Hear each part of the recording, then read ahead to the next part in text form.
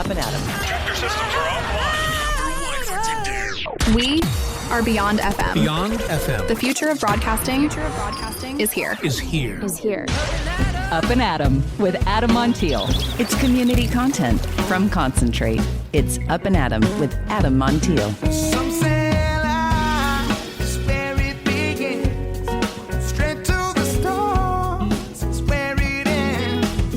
Yes, some say life is just where it begins. Straight to the stars is where it ends. Only to start again. Thursday, a little wet outside too. I was surprised about that. Took the dog's potty. I was like, what's going on?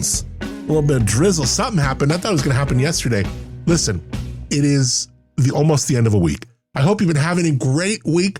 Back on the restaurant month kick today. You ever walk in to a restaurant and just feel like you've just been hugged by the entire place, by the entire culture, by the country? Like the food knows your name. Like the owner is somehow already your friend. That is the vibe at Kiko Peruvian restaurant. And it is no accident. From serving tables to serving dreams, Kiko Pomalaza has built something in San Luis Obispo that is way more than a restaurant. It is a love letter to Peru, to the community, and to the power of human connection. He's serving up ceviche that'll make you see your God. A Pisco bar that's got its own beat, and a hospitality philosophy that will literally change how you think about dining out. Coming up later in the show, we're going to sit down with Kiko himself, and trust me, you're going to want to hear the story behind this local legend in the making. Before that, let's talk about Restaurant Month, because we got just about a week left of it, maybe a little bit more than a week left of it. January, all month long, SLO has brought back Restaurant Month once again. Over 60 local restaurants, breweries, wineries, cafes, rolling out deals, and we're talking discounted dishes, happy hour steals, full-on pre-fee menus that pencil out. They work. Whether it's a free tasting like today at El Lugar Wines, which these wines are insane good. And first of all, no one does free tastings anymore. So you can go into El Lugar in the Lobro, Duncan Alley today and just taste his wines for free. Like what? 3-course dinner at Feral Kitchen. How about we're going to talk about the Kiko stuff today. Luna Red's got some Buena Tavola. I mean, everyone is doing we talked about maybe the most reasonably priced restaurant month deal for two for $40 at Bon Tom's. And they got some new owners there. So really exciting stuff. We're going to be hitting that up tomorrow. January, look, it's a slower month for restaurants. So it's the perfect excuse to get out there, show some local love to places that keep SLO so delicious all year round. Maybe even try a spot that you have always talked about but never get into. Maybe try a dish at a place that you love, but you always, if you're like me, you go to one place and you stick to something for a while because you just love it so much. So during last year's restaurant month, and this is what's so cool because it works.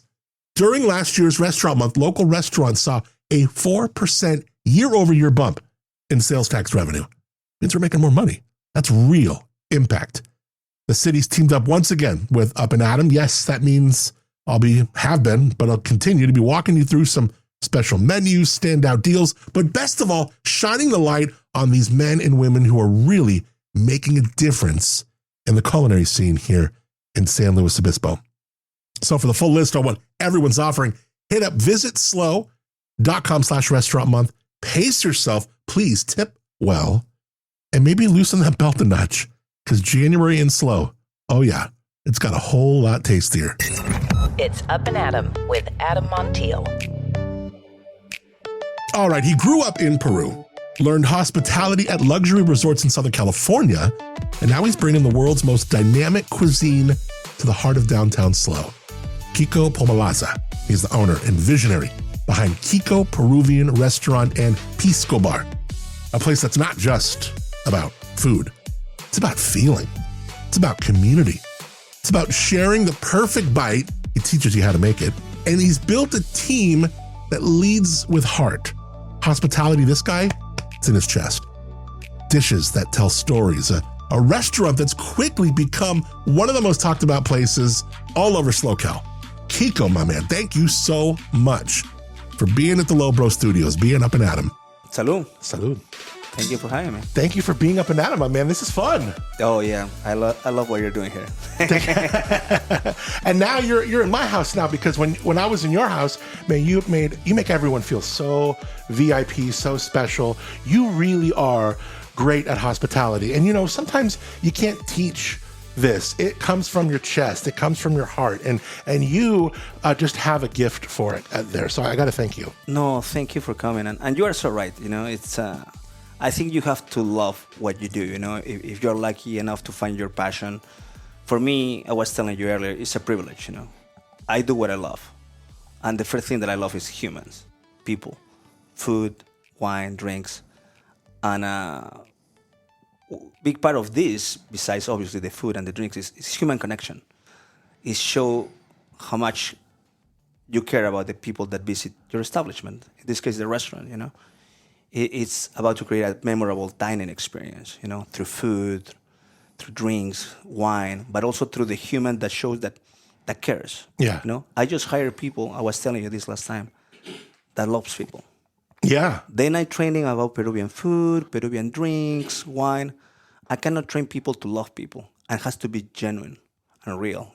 You even have a story too, I think, of like Oscar at your place, right? Who started and he was bussing tables and he wanted more and you saw something in him. And now he's now behind the bar. He's killing it. He's like, he's getting good connection with people who sit up there. Like, is this real someone who's growing in the business and growing in hospitality? It's part of the belief system, I think before you create the business model, you have to get a credo, the things that you believe in. And you hire people that believe the same things that you believe. You were mentioning Oscar. Oscar started as a maintenance guy because he's really good with wood, a little bit of electricity, plumbing. So he was my handyman. But then, this is before we opened the restaurant. So then we're about to open the restaurant. I said, Kiko, I also cook. I said, really? I said, and he went to the kitchen. He was excelling in the kitchen. He was so good. He learned to cook Peruvian food. And then I said, Kiko, can I try as a busboy? I said, are you sure? I said, yeah. So he tried as a busboy. And then he was great. And then the opportunity came to work in the bar. And at that time, I was the one that said, would you like to try the bar? And he loved it now, And he's still learning, English is his second language. He's still learning. But that's what we really value in the company, people who wants to grow with the company. And the most important part, people who cares. Yeah. The way that we care. I know you've only been open for like a year and a half, but if we back up like 10 years, you stood inside a little cafe at the Mission Mall. And I think you told your partner, like, this is going to be our place one day. Like, you felt something there. Tell me that story because it's magic. That's the funniest story. I relocated to San Luis Obispo probably 11 years ago, right? So I'm walking with Desiree in Mission Mall. No, she's my partner, and I see the place I see the space where now is my restaurant located. But at that time was a completely different business. There were 2 units plus the patio that wasn't being used. So I started telling her, look, our restaurant is going to be here, And she looked at me like, what are you talking about? There's a restaurant here. There's a business. No, our place is going to be here, At that time, the place was a little run down, The mall was a little run down. The patio that faces the creek wasn't being used. And I thought, you have to see what is not there. You have to see what could be, We can redo the floors, we change the lighting, another bathroom, the bar. We make a beautiful patio facing the creek, And she looked at me and said, yeah, I can see it. And 7 years later, just right after COVID, the place became available. And I spoke with Maureen Ruffoni that owns the mall. And I told her my vision. I said, Kiko, I love it. Let's do it. It took us 15, 18 months to redo the whole place.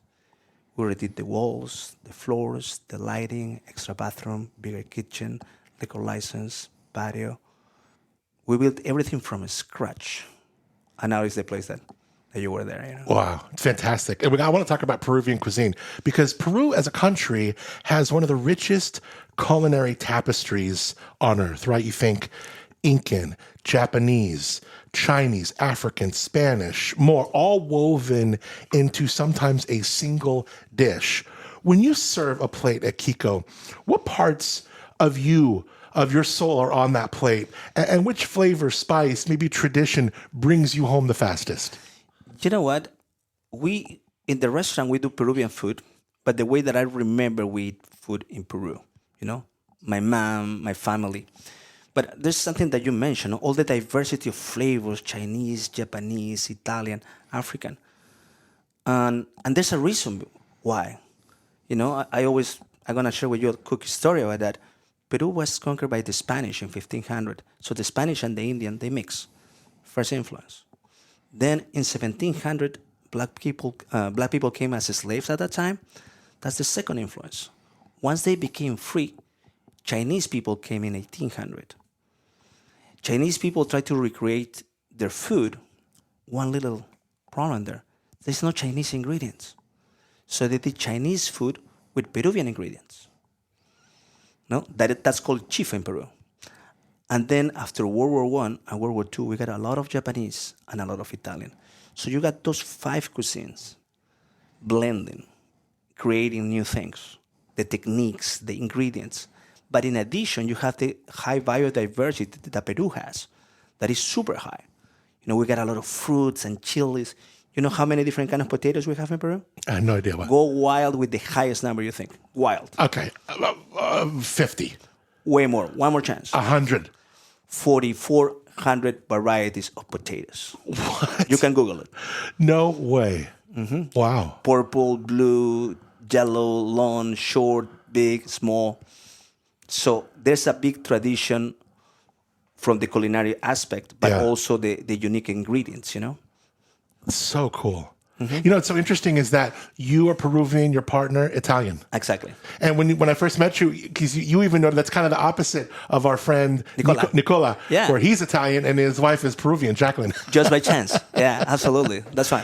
What was it like coming in? Because you've seen, we're not a big market here. We're not a big metropolitan market. We're not Los Angeles. We're not San Francisco. But we have seen different types of food, whether it's, Ethiopian with Fabin or whether it's, Mistura, right? And we've seen people wrap their heart around Peruvian cuisine here. Did you kind of wonder, will this take off? Is there room for more than one? How did you think about that? You know what? I always had clear something. For me, this is a personal belief. Everybody loves great food. Doesn't matter that it's Chinese, Japanese, Italian, African. Doesn't matter. If you have amazing food, everybody loves amazing food. The question is how people find you that you have amazing food. No? So we always believe in that. In the restaurant in Kiko, what we like to do is amazing food, amazing drinks. Whatever we do, we like to do it right. We don't do 80%, 90%. What I tell you this because if you got this concept of excellence, and you've been in the restaurant a couple of times, the food comes great every time. Yeah. And once people try the food, this is so good. But there's something as important as that. And it's what I was telling you earlier. It's the human connection. It's showing that you care.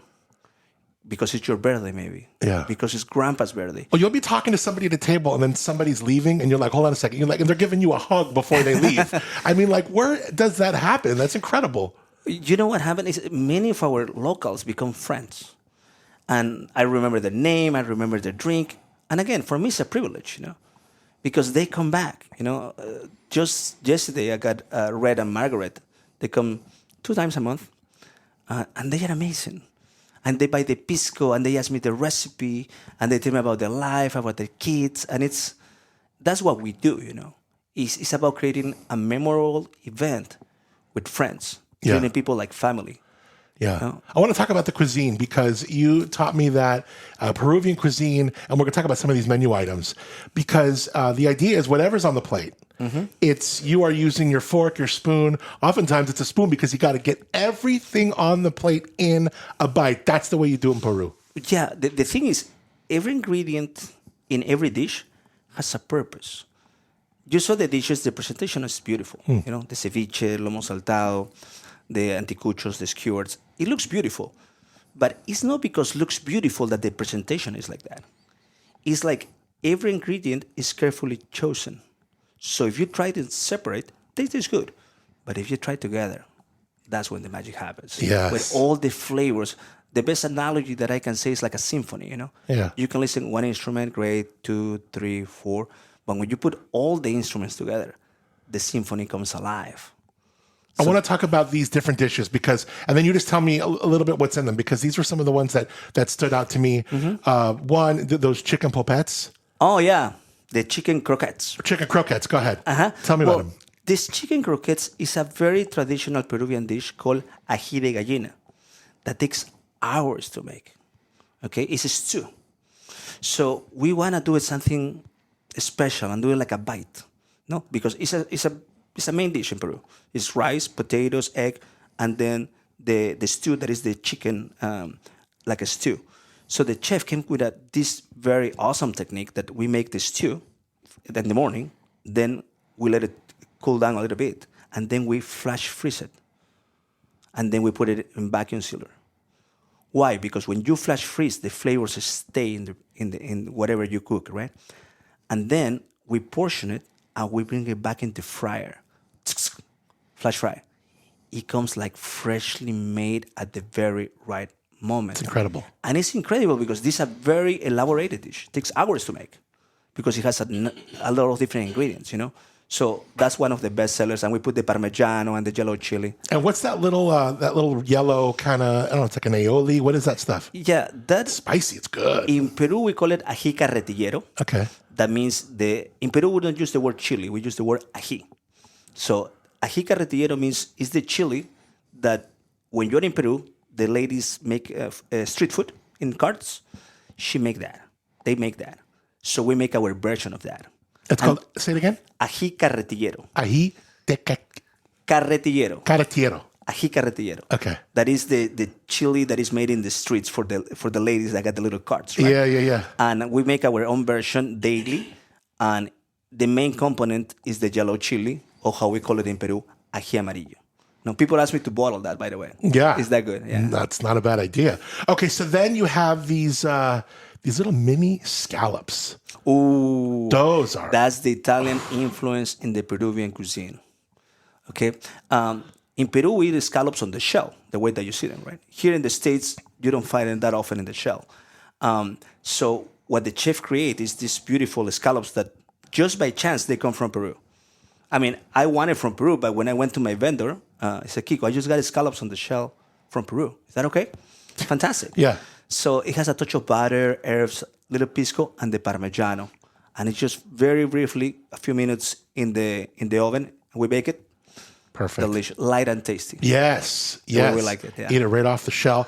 Okay, and then one of the dishes I had was this, it might have been one that leans a little bit more Italian, but it had like these like yellow noodles. Oh, yeah. And it was the first time I was there. That was so good. And it was like these two kind of dishes. It looked like together, we just kind of eat them together. What was that? Do you remember? Yeah, of course. That's called pasta huancaína. No? Huancaína is a version of the yellow chili, but following the Italian influence. It has Parmigiano, queso fresco, crackers. So we make a delicious creamy pasta, and we saute that with the pasta. We make a sauce, and we saute the pasta with the sauce. That's half of the dish.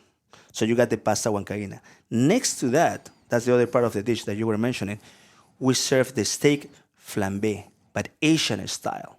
Soy sauce, oyster sauce, and veggies. So it's the contrast between the Italian influence in the pasta and the Asian influence in the protein. When you try it together, that's the flavors that you try. And you could choose your protein. Like you could Absolutely. go seafood, you can go chicken, you can go steak. So yeah, definitely recommend that. You know, you've worked at some of the top like luxury places in California, from like St. Regis, Pelican Hill. But I mean, Kiko feels like intimate. It feels personal. It feels very friendly. What's the biggest lesson that like luxury hospitality taught you? And what's something that you might have even chosen to kind of unlearn when creating your own space? It was a great experience to work in fine dining. As you mentioned, I work in luxury hotels, luxury resorts for 10 years in South Orange County. Great experience. I learned a lot about food and service. It was a little stuffy for me personally, but it was a great place to learn about the standards and things that are very important in food and wine. So when I was developing the concept for Kiko, I had to go closer to my heart. What that means, again, human connection. It's about the people. It has to be the place that you can come once a week, and everybody remembers you, from Oscar to the hostess, myself, the servers, and there's a big smile. Yeah. This familiarity, this friendliness is very intentional. I flew to Peru with Desiree's mom, Heidi. She designed the whole restaurant. I took her to Peru and I said, I want you to see the restaurants in Peru. I want to see the culture in Peru. She's an amazing interior designer. And we stayed 10 days there. And then we came back and said, I want the restaurant to feel homey. I want the colors. I want people to come in shorts with their dogs, with the babies, with their families. I built this place for the community. The opposite of fine dining, but very intentional. Yes. Very intentional. Yeah, and don't get it twisted. The food's fantastic. I mean, the culinary expertise is spot on. Now, you're kind of known for walking the floor, helping guests build the perfect bite, right? What's kind of the heartbeat of great hospitality to you? Of course, that human connection, but how do you, when someone comes in there and like you're teaching someone like an Oscar, or someone that you hire, right? That, maybe someone that's never worked at a place like Kiko before. What's that little tweak, that little difference? Well, I have created this system that for me, I think is the core of what we do at the restaurant. And it starts with knowledge. All the staff that works in the restaurant have tried every single dish, every single drink when they can drink, right? And wine. So knowledge is the core. Why I say that? Because knowledge, once you show to the guest that you know your product, that you have tried everything, guests listen to you. Oh, you have tried every single dish? Every single dish, literally. And that doesn't happen in any restaurant. It's very rare that a server or a busser have tried everything on the menu. For us, it's very intentional. So when the server comes, say like, I have tried every single dish, ask me any question. So once the guests realize that the person they have in front, the server, is an expert, they start listening, and then they trust. Said, you know what? It seems you know what you're doing. I never tried Peruvian food. What should I do? Yeah. Start with a ceviche. Start with the skewers, the chicken croquette. It's like, then they try that, and it's like, wow, this is so good. What else should I order? Yes. See, you develop that trust, and then the connection, Ceviche. You're getting fresh seafood every day. Yep. Talk about the ceviche a little bit, because some people are a little bit shy with raw seafood. Talk about what ceviche is for those who don't know and how yours is set apart. Well, Peruvian ceviche has Japanese influence. What that means is made to order. We got delivery of seafood daily, and it's very intentional. Sometimes we run out of some products once in a while. That is totally okay. So when you arrive to Kiko and you order a ceviche, we got a lady, Laura, or sometimes Natalia, they made the ceviche from scratch. What that means? We put the order, she start making it, he start making it. And the most important part, besides the fresh seafood, is the tiger's milk. What is that? It's the fresh lime juice with aromatics. It has celery, ginger, onions, garlic, Peruvian chili, cilantro stems. Why the stems? Because if you put the leaves, everything becomes green. Yes. And it's too strong. So you want the freshness. So we put all those ingredients and herbs. We put a little salt, squeeze the lime half of the way. Because if you go all the way, the skin is bitter of the lime. So we lose half of the lime to get the fresh juice, and then we create a special blend, and then with that, we cook the fish 5 minutes. The Japanese influence, what that means, is raw in the center, cook in the outside with the lime juice. Yeah. Tiger's milk. It's all about the tiger's milk. Mm-hmm. So good. I got that slow one. What's it called? The ceviche slow and the mixto. Yeah. And then we sip that with Peruvian corn, the fresh one called choclo. Yes. And the popcorn that doesn't pop called cancha. Yeah. So it brings the crunchiness, texture. Sweet potato that is caramelized with orange juice, a touch of spiciness. It's very balanced. And you got to get everything in one bite. Yep. What is the first smell that takes you back to your childhood kitchen? The dish. Was that? The dish or the smell? In the morning, when Elvira is prepping the food, it's like, I'm back in Peru. Yeah. Yeah. Uh-huh. What is your go-to Peruvian comfort dish when you're by yourself, if you could choose whatever? Ceviche. Yeah. I can eat ceviche every day of my life. Yeah. Every day of my life. One ingredient that's always in your kitchen. Yellow chili. You do a lot of great drinks, and you're making your own Pisco. Yeah. And whether it's like the Pisco sour, fantastic. You even have kind of like it's a little kind of a throw onto a Manhattan or an old fashioned. Capitan, yes. Yeah, that is so good too. And that's really down, that's like more my speed. But I love the Pisco sour and almost kind of like a margarita kind of one. Like you have all different kinds of drinks that's all using the Pisco. Yeah, since the very beginning, when we were designing the business model, I thought that we should have a Pisco bar. In Peru we drink Pisco. That's the national spirit. Yeah. And I really want to bring it to the Central Coast to try it and drink it the way we do it in Peru. So I hired a master distiller from Paso that has been distilling for the last 25 years. And I know Eric? Eric, yeah. Eric Olson. Oh, fantastic. He's fantastic. Man. Good Fantastic. chef too. Oh, yeah. Great guy. So he started distilling for us. He trained Paul, that becomes now my master distiller. But then we have to play with things to do it right. At the end, we came with the right way to do brandy, immature brandy, in the Peruvian tradition. Pisco. Yeah. So good. Tell us, remind us again what your restaurant month special is. Well, we got 3 options. It's 3 appetizers for $35 for my special menu. Then we have another option that is 2 appetizers plus 2 Pisco sours for $45. And then we have a special 3-course dinner for $50. I love it. And so oftentimes when you come in there, you're there. Every you're day. walking around. You're there every day, walking around, touching tables, which I think is so important. Last time I met your brother, that was super cool. From LA, he'd come up. And what's next for you guys as we get into 2026? We're here. What's kind of on the horizon or around the corner for you? Well, a couple of things, about the restaurant. We're going to start the Pisco program, infusing some Piscos with herbs and fruits. Out of the town, I'm in conversation with my brother maybe to bring the brand to Orange County. Wow. The Kiko restaurant. Exciting. Yeah, so make the second location. And you over were there. selling your Pisco bottles, right? You sell those? Absolutely. And I saw that beautiful square bottle, like it's in a great package, and the colors when you walk into the restaurant, a lot of whites and bright colors around you, and even just from your logo to the vibe when you walk in, it's just a really exceptional vibe. You've really captured something very special, very unique, and I think Slow's lucky to have you, man. Thank you so much. And it's very intentional. We want to create a fun place, a welcoming place, a homey place. And Heidi Land, Desiree's mom, our interior designer, she's the one that did the magic, because I know about hospitality, I know about food, but she was the one that brought all those elements and colors. We like to add something to the dining experience, and it's the word fun.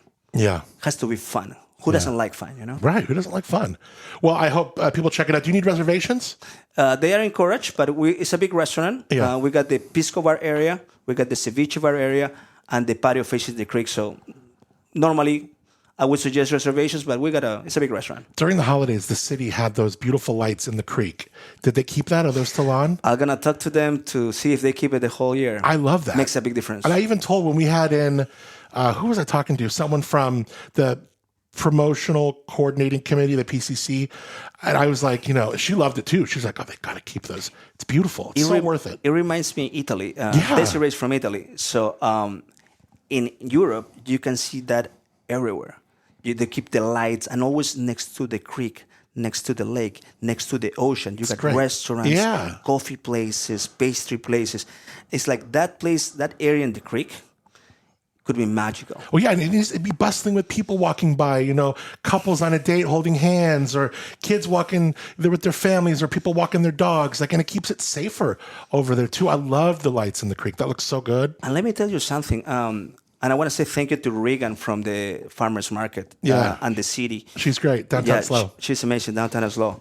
They finally opened the walkway from the Mission all the way to the farmers market through Mission Mall. Okay. So now people can come from Mission Mall all the way to the actual Mission and to farmers market. Love it. So now you connect both areas, and that's phenomenal, I think. Yeah. Well, you mentioned before we started this that you haven't done anything like this. Was this fun for you? Oh man, thank you. Yeah, it's fun. This is good. You did a good job. Let's do it again. Yes, I would love to. I'd love to. And I'll definitely be back in to Kiko for another meal. Of course, you can't keep me away from there now. Please, anytime, man. Yeah, appreciate you a lot, man. Salud. Salud. Thank you for being Up and Adam, Kiko. No, thank you so much, man. Some say life's where it begins. Straight to the stars is where it ends. Only to start again. Kiko, thank you for sharing your heritage, your heart, your hospitality with us. If you have not been to Kiko, this is your invitation. Check it out. Make it happen. Taste the ceviche. I love the slow one. Ooh, so good. He's got a few different kinds. Sip that Pisco. I love the El Capitan. But I love those Pisco sours too. KikoRestaurant.com. No, I'm sorry, KikoRestaurantSlow.com. It doesn't matter. You just go to the show notes. I got all the links. Follow them on Insta. Get to the website. Even links to Restaurant Month. It is all right there at your fingertips. And I remind you, if you go out to one of our participating spots in Slow, you see that QR code, hit that because one, it is a free entry to win a $250 gift card to the restaurant of your choice. And there's a little drop tab there saying, how did you hear about Restaurant Month? And you could choose Up and Adam. So please do so. We've been talking about it all month long. In fact, maybe you're thinking, I went to Restaurant Month. I didn't see a QR code. Or I went to Restaurant Month last week and I didn't take the opportunity. I forgot. I'm going to put that link in the show notes right now. So if you have gone to Restaurant Month at all, or if you've eaten out in Slow at a participating spot at all, anywhere, and we got a bunch of them, so the odds are you probably did, hit that link that's in the show notes. I'll put it to the very, very top and get in on a $250 gift card. And then when you hit that drop-down menu on how did you hear about it, let them know it was Up and Adam, because I really love this partnership with San Luis Obispo. It's, it begins like in October as we get restaurants on board. I'm calling on my friends saying, hey, let's do this. And I would really love to continue it. So please let them know. Use that link that does me a huge favor and let them know you heard it on Up and Adam. Okay? And God, you could be in for a $250 gift card. I could be calling you like I'm going to be making calls tomorrow to winners. So it's all good. All right, that link is in the show notes on the very top. That's where I'm putting it. Okay, so let's say some thank yous. Thank you to Moonshiner Collective. Yes, for being original music on the show called Start Again. Thanks to Kiko for being a great guest. Also, thanks to my friends Josh and Shiasa Clapper, who own Tambre Winery, Timbre. Incredible wine, world-class wine. You can taste it in the village of Arroyo Grande, TambreWinery.com, and I thank them for the Tambre Lobro Studios. You know who I also thank? Yeah, that's right, you. Thank you so much for connecting here, for being a part of the community, for sharing what this show is about with others, letting people know. And you've changed my life. This is quite a change. We've been doing this 2 years now. There's nothing like it. Digitally, we are far beyond what any radio station is doing. It's incredible. It's really incredible. So thank you so much for connecting with us here. Please rate, review, subscribe wherever you listen to it. And to that, we will see you tomorrow. It's the weekend. Robin Coleman, Woods Humane Society. We will talk Restaurant Month more. I'm excited to introduce you to Phil Lang, the founder of Bon Tom's. But not just that. He is now, and it's not even been in the news yet. We're going to be breaking news tomorrow. Well, we're doing it today, right this moment, because I'm telling you, but we're breaking it tomorrow. We're opening up this can of just an incredible story and really an incredible handoff. Bon Tom's has sold to one of its employees, George Parsons. He and his wife have taken over. And we're going to have both Phil, the founder, and now George, the new owner, next to each other and hashing it out, chopping it up. You say hashing it out like they're fighting. No, just chopping it up and, talking about the old days, the new days, advice. Like, it's going to be a real neat conversation. I'm really excited about it, and I'm excited to share it with you. It's tomorrow right here on Up and Adam as we continue Restaurant Month, baby. Yeah. And then next week, such great shows coming your way. Super stoked. So again, enjoy today, a little bit cooler than yesterday. I hope you have a wonderful day. We're getting towards the weekend. You have earned it. You're looking great today, by the way. Till tomorrow, I'm Adam Montiel. Thank you for being Up and Adam. Some say life's where it begins. Straight to the stars is where it ends.